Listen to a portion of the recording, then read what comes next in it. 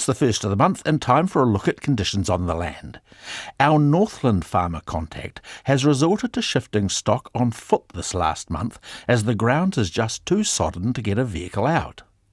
Just this last week, he's recorded 150 millimetres of rain on his farm near Whangarei. The heavy rainfall has also led to some flooding, leaving debris across some paddocks. The wet weather has been rough on those calving, as well as beef farmers struggling with pugging and nowhere to put stock. Paddock rotations are on the up. Some nice weather would go a long way to lifting the mood. Crops in Pukekohe have stopped growing, and it could be at least a week before the beneficial rain and hopefully higher temperatures restart the growing process again coming into August. In Bay of Plenty, growers busy with winter pruning have also been slowed down by wet weather. Despite this, they reckon it's been the best harvest, with good market returns and improved industry confidence. Conditions have been getting better for avocado growers too, though there are still more people thinking of pulling out trees than planting up, with some avo growers switching to gold kiwi fruit instead. It's been soggy underfoot in Waikato too. A farm consultant near Morrinsville tipped out 220 millimetres from the rain gauge for the month. Totally unbelievable. He says it's the wettest July he can remember. It's no good for calving, and most dairy farmers are in the thick of that at the moment. It's tough going for farmers who get up and come home in the dark, but most are used to being in their wet weather gear these days. The damp has also led to pugging and some pasture damage, though cover is reasonable and cows are bearing up. Calving is also in full swing for those in Taranaki. Most cows have wintered well, according to our farmer contact, and staffing is generally pretty good across the region. The cost of inputs are still stubbornly high, but most farmers are in a pretty good mood with the good milk price.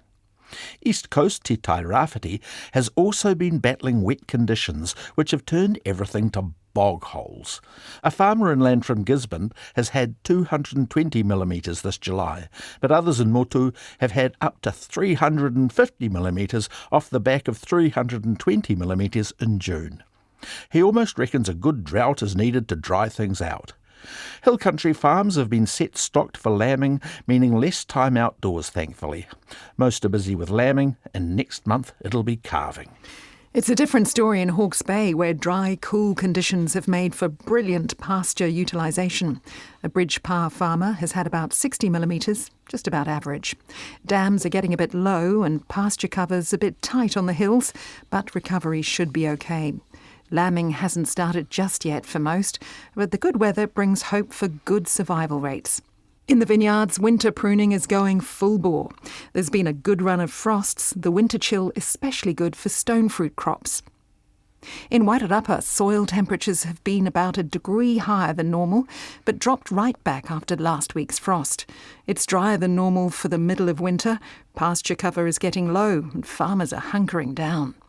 One farmer says early lambs are hitting the ground and doing well. Overall, most farmers are feeling comfortable with feed levels, and things are ticking along nicely. Horo whenua growers have also been battling frosts, about 7 in a row, one grower told us. It's left some of the winter greens, including lettuce, looking a little worse for wear. He says it's also been a very wet winter with north of 200 millimetres recorded. Markets have been kinder, but it's very up and down, affecting profit along with the pressure of environmental compliance.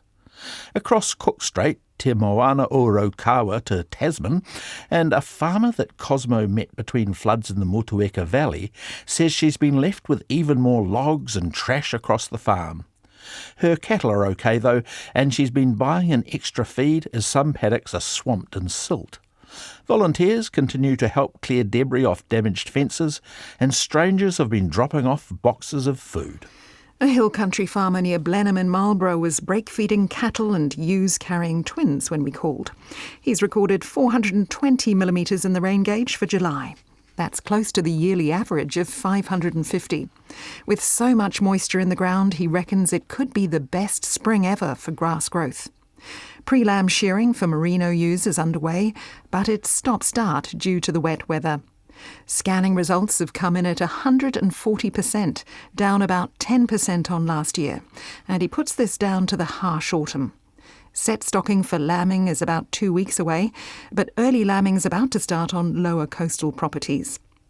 The farmers' pretty pleased cattle prices are up a whopping 53% on this time last year. Lamb prices are buoyant too at $10.20 a kilogram. In vineyards, budburst is only several weeks away, so RSE workers are full steam ahead pruning. Dairy farmers on the west coast are getting milk sheds ready and gearing up for calving. A farmer at Ross says early calving's already underway for some, and a milk tanker was spotted on the road yesterday. He started using virtual fencing technology on his dairy herd this winter. The collars the cows wear also monitor their health. He says it's been a game changer and saves at least 40 hours a week in labour, now that the cows can be controlled from his phone. In Canterbury Waitaha, winter grazing animals are heading home after what has been overall a pretty wet winter. A handful of paddocks have been cultivated ready for spring-sown cereals. Local arable farmers have been watching the debate about expensive butter from the sidelines. He said wheat's facing similar challenges, but in an opposite way. It's a commodity traded globally like butter, but prices are low, impacting arable farm profits. Pre-lamb shearing is in full swing in central Otago. Our contact at Oturehua says the wool clip is looking tremendous and the sheep are in good order. The farmer, who also loves the sport of curling, says the Idaburn Dam had 50 millimetres of ice last Friday. OK for ice skating, but not thick enough for curling. Curling teams did get on the natural ice dam at Naseby, though. Recent weather's been amazing for a farmer near Gore in Murihiku, Southland. There have been lots of frosts, but not too much rain, so conditions under hoof have firmed up nicely. Early calving's underway on dairy farms, while sheep farmers are getting ready to do pre-lamb drenching and vaccinating. Some people have started ripping up winter feed paddocks in preparation for cultivation, and farm hedges are getting trimmed. All in all, there's good amounts of feed on hand, excellent stock prices, and kinder than usual weather. We're told farmers in the region are in good spirits. This is Country Life on RNZ National 101 FM.